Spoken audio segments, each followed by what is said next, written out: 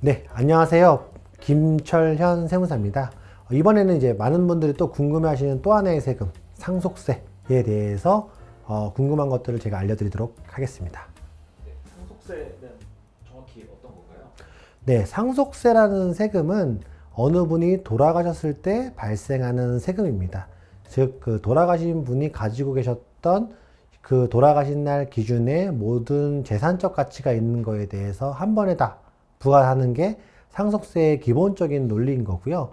그 상속세라는 게 만약에 내가 아버님한테 받아들 재산이 돌아가신 날 기준으로 해서 가지고 계셨던 모든 자산들을 다 합쳐서 신고해야 되는 게 상속세의 기본적인 논리입니다. 그래서 아버지가 예를 들면은 돌아가셨을 때 뭐 부동산을 가지고 계셨다거나 아니면 예금처럼 예금 잔해를 가지고 계셨다거나 아니면 뭐 주식 같은 걸 가지고 계셨다라고 한다면 돌아가신 날 가지고 계셨던 모든 재산에 대해서 부과만 하는 거고요.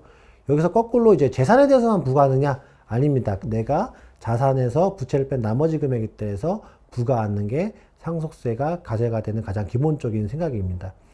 이때 많은 분들이 생각하시니까 그럼 돌아가신 날 기준으로만 세금이 부과되냐라고 생각하지만 상속세의 독특한 기준 하나 뭐냐면 증여세, 10년 이내 증여됐던 재산에 대해서 합산됐을 수가 있습니다.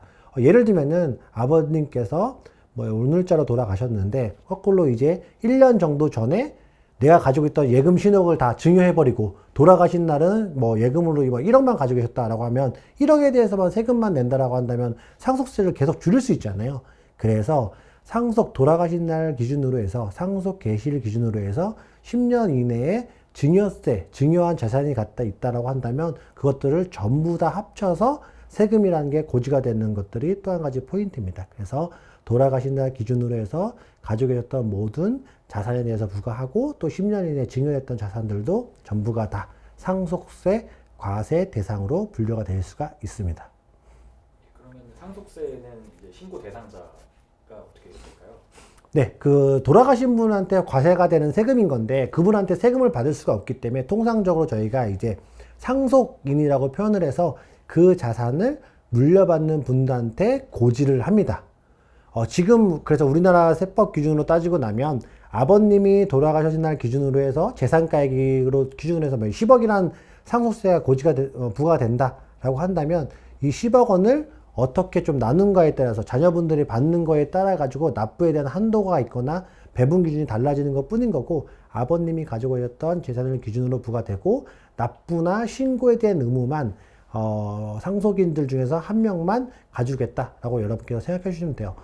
그러면 예를 들면 돌아가신 날 기준 아버지가 돌아가셨는데 어머님도 계시고 뭐 자녀분도 두 분 있다라고 한다면 누군가 한 사람에서 신고 납부해야 될 의무가 있지 않을까라고 하는 건 세법에서는 상속인 1인만 지정하면 됩니다. 그게 뭐 어머니가 되셔도 상관없고 아들 중에 한 명이 되셔도 상관없습니다.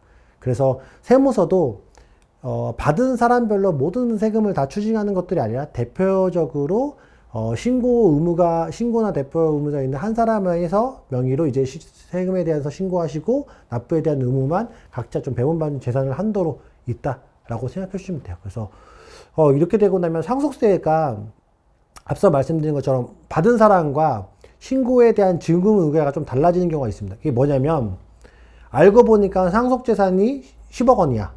근데 이 10억 원을 어머니가 고스란히 다 가져갔는데 신고에 대한 부가 의무와 납부 의무가 좀 다르실 수 있어요. 그러니까 가져간 사람이 전부 다 세금을 그 사람한테서 어머님한테서 다 내는 게 아니라 어머니를 포함한 법적인 상속 의무자한테서 다 그 신고 의무가 있고 납부 의무가 있는 게 맞습니다. 다만 받은 사람은 받은 자산이 없기 때문에 받은 자산의 범위 내에서만 신고 납부 의무가 있는 게 맞아요. 자식도 없고 이러신 분들에 대한 상속세는 그럼 어떻게 되는 건가요? 네. 기본적으로 상속세는 법률적으로 받을 권리가 있는, 즉 저희가 상속인이라고 표현하는 게 상속인은 이제 받을 권리가 있는 사람들한테 내는 게 맞거든요. 그래서 그게 내 첫 번째로는 배우자가 1순위입니다. 배우자가 있다면 배우자가 될 거고, 나는 배우자가 없어. 그러면 자녀가 있었으면 자녀한테 넘어가는 거고, 근데 내가 배우자도 없고 자녀도 없었다라고 한다면 그 다음에 세대한테 다음에 친척들한테 넘어갑니다. 예를 들면 뭐 그게 법률적인 기준을 통해서 뭐 예를 들면 사촌한테 되거나 아니면 그게 뭐 계속 이렇게 법적 의무의 선순위가 있기 때문에 선순위자한테 계속 부과되는데 선순위자가 없다라고 한다면 다음 세대한테 많이 받아가는 게 상속세의 기본적인 요직이다라고 생각해 주시면 됩니다. 그 다음으로 상속세 신고 기한은 어떻게 될까요? 네, 상속세의 경우에는 상속 개시일, 즉 돌아가신 날 기준으로 해서 달의 말일로부터 6개월이다라고 생각해 주시면 돼요. 그러니까 한마디로 6개월 동안 신고 납부를 하는 거다라고 생각해 주시면 되는데, 앞서 증여세는 3개월, 법인세도 3개월 이렇게 기준이 있는데, 상속세가 6개월이라는 긴 신고 납부 기한을 두는 가장 큰 이유는 그만큼씩 상속세 신고를 위해서 확인해야 되거나 검토해야 될 사항들이 굉장히 많습니다. 첫 번째는 아까 그 사전 증여내석, 증여재산도 합산된다고 했잖아요. 그 내용도 확인이 돼야 되는 거고, 그렇기 때문에 우리가 생각보다 많은 절차를 통해서 검토를 해봐야 돼요. 그래서 많은 분들이 오해하시는 게 6개월 내에 신고 나쁘니까 뭐 한 5개월 정도 지난 다음에 대리인한테 맡겨가지고 할 수 있는 게 아니냐라고 하시겠지만, 물론 간단한 경우에는 그렇게 넘어갈 수도 있지만 그렇지 않고 사전에 내가 증여했던 내역들이거나 상속세 통장 내역을 확인을 해야 되는 경우에는 생각보다 많은 준비 기간이 필요하시기 때문에 한 2, 3개월 정도는 넉넉한 시간을 가시고 정확한 세금에 대해서 신고하시는 게 굉장히 중요합니다. 상속세를 신고 시 유의사항이 있을까요? 네, 그 상속세 신고할 때 보면 실무적으로 가장 어려운 게 가족들끼리 상속 재산에 대해서 협의가 안 되는 경우가 굉장히 많아요. 우리가 상속세를 신고하기 위해, 세금에 대한 건 신고하기 위해서는 그 전에 서로 간의 소유권에 대한 부분들이 좀 확정이 돼야 되거든요. 원래는 상속재산 분할 협의라고 해서 서로 간에 협의가 돼야 되는 게 맞습니다. 그래서 이렇게 상속세 신고 기한은 당사자 간의 분할 협의가 안 되더라도 법적 상속 지분대로 신고할 의무가 있거든요. 그리고 나중에 법원의 판결에 따라 가지고 연대 납세 의무나 부가 납부 의무를 달라질 수가 있기 때문에 법적 상속 지분대로 상속세 신고 기한 안에는 꼭 신고하시라라고 말씀드릴 수가 있어요. 상속세를 신고하게 되면은 세무조사를 꼭 받게 되나요? 네. 상속세는 우리가 신고했다 그래서 세무서가 그 금액대로 인정하지 않습니다. 즉, 뭐 세무조사까지는 아니라도 세무서의 결정이란 단계는 반드시 발생해요.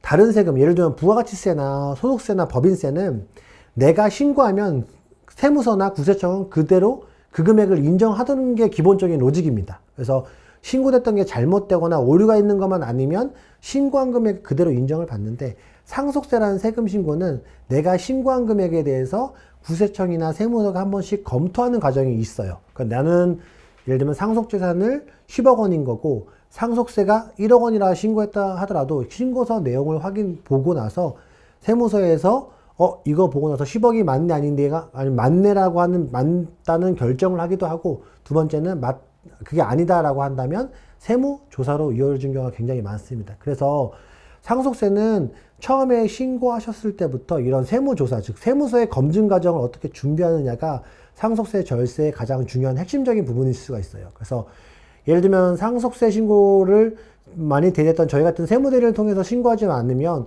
그냥 무조건 세금 신고할 때는 적게 냈다가 나중에 결정됐었을 때 전혀 다른 세금이 구지가 되면서 세금에 대한 추징뿐만이 아니라 더 많은 이제 가산세라는 금액도 납부하시기도 하거든요.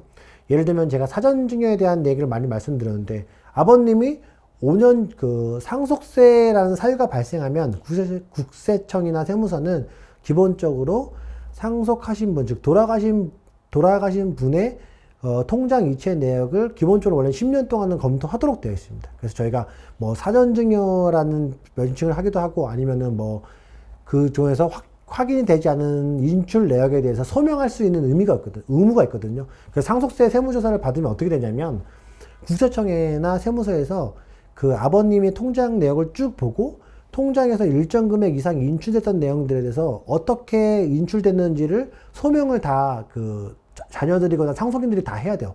예를 들면 뭐 1월 1일 쭉 금액적으로 소트해서 예를 들면 5년 동안의 통장 이체 내역을 확인해 가지고 이게 왜 나갔는지 소명되지 않는다라고 한다면 그게 사전증여 대상자로 분류될 가능성이 굉장히 많습니다. 근데 실무적으로 이제 뭐 배우자분이거나 아들들이 아버지가 주도적으로 관리했던 통장의 이체 내역을 다 확인하기가 쉽진 않겠죠. 근데 내가 소명하지 못하면 국세청은 그게 다 사전증여로 판단해서 상속세가 내는 것 뿐만이 아니라 사전증여로 판단한 다음에 거기에 대한 증여세도 추가적으로 고지가 되거든요. 그래서 이때는 상속세는 단순하게 돌아가신 날 기준의 세금이 아니라 그 과거에 대한 몇 년치의 흐름을 어떻게 보느냐, 그리고 거기에 대한 증빙력이 얼만큼 있느냐에 대한 부분들도 이슈가 되실 수가 있습니다. 같은 것들도 상속이 될 수 있는 건가요? 네, 상속을 그 세법적으로 표현하면 원래는 아까 자산과 부채가 모두가 다 승계되는 게 맞습니다. 그러니까 저희가 이렇게 권리랑 의무라고 표현을 하는데, 돌아가신 분이 받았을 모든 권리를 저희가 자산이라고 표현하기도 하고 의무를 저희가 부채라고 표현하기도 하는데, 그것들은 빚도 있다라고 한다면 다 상속이 되는 게 맞아요.